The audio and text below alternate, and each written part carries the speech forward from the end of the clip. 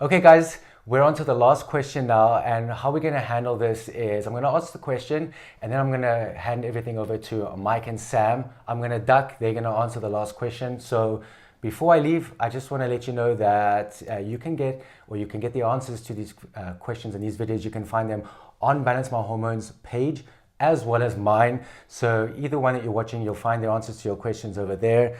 And then in future, if you have got other questions, you can either ask me or you can go to Balance My Hormones and ask your questions there. And one of us or both of us, like we've done now, will answer them. So that's it. Thanks for watching. I'm going to read the last question and then hand over to Sam and Mike.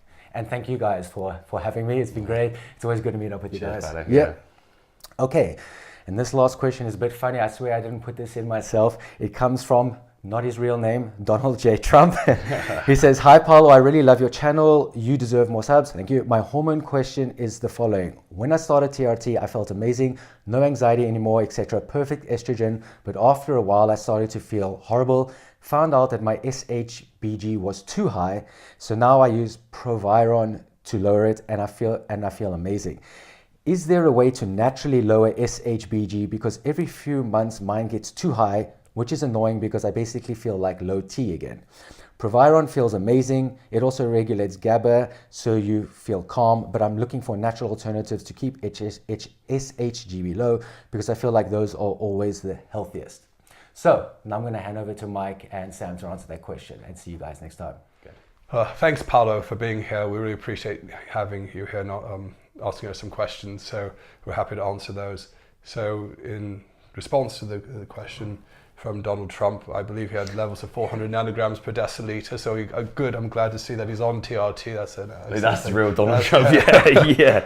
And that he's getting Proviron, considering that it's not been approved in America. But you're the president, so that's of course would make sense. You've got special connections. Does what he wants. Yeah, but you know the SHBG is a real bugger of a thing, really. It's this protein.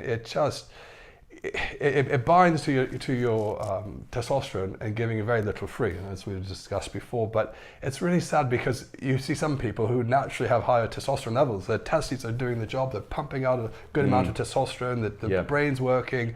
But this, for some other reason, a health condition, age, could raise this SHGB, giving you very little free. And testosterone treatment on its own should bring that level down.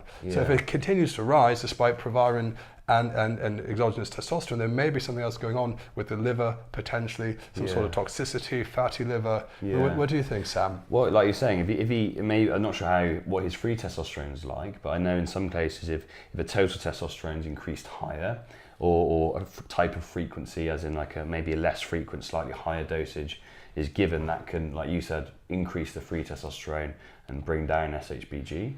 I mean, as long as you're getting enough free, maybe, Dr. Crisler, I know he died, but he always said if you've got high SHBG, it's not really a massive issue. You can always give more testosterone to give more of it free. So maybe, instead of trying to bring it down, you can give more of the testosterone to make sure the ultimate goal of the free is enough. So that could be an option. Like you say, it can be genetic. I know it has a role. I'm not sure about the specific roles, but it does have an important role when it binds to testosterone. So you do need SHBG as well. But it doesn't always let go. No. And so the amount that's tied to the albumin is your bioavailable testosterone. They're tied to SHGB, it binds very tightly, but maybe it transports it around the rest of the body. Because there's even like the theory of there's different stickinesses of the SHGB, that's right. of SHBG. But I think Donald Trump is looking to see how he can find natural alternatives to lowering the SHGB, and some natural things are having enough glucose or enough sugar in their diet, believe it or not, which seems counterintuitive. There's also Pagium and some other natural supplements that are boron that are known to potentially lower it, but if there are other factors in place, hypothyroidism, for instance, or your liothyronine T3 medication's too high, it may keep it a little higher than you'd like. Yeah, that's true. Yeah, if he's got medication, that might be effective. And so even Proviron might not always lower it. Now there are other non-natural DHT alternatives like Danazol or Proviron that do keep it down. Yeah. But the natural ones that are going to drop it might not be. What about just checking his levels of DHT? What if he's not converting a lot? Yeah, I that's mean, a you good know, point as well. some men who don't get good DHT conversion, you know, maybe switch to the scrotal cream application where, you know, they've got more of the enzyme, the 5-alpha reductase, And they can have more of the DHT. Maybe that might help. So that's a potent, natural way to improve your SHGB levels, getting your DHT level high enough, making sure the testosterone's high enough to overcome, and keeping your free testosterone in the right range. So that's so maybe increase DHT some way. Boron and some other supplements have shown in some people, right, to lower it. And then making sure there's no other medications or even thyroid function issues, whether they're on medication or not, there might be something there that affects the SHBG levels. And maybe just looking at dosage and then seeing actually why are we trying to lower SHBG?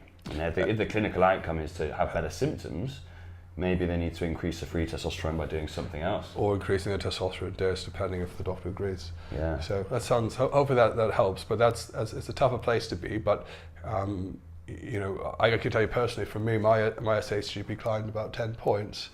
I feel fine. Is that with that's with thyroid medication. Yeah. And you know, even with Proviron, it can, you know, it's holding steady.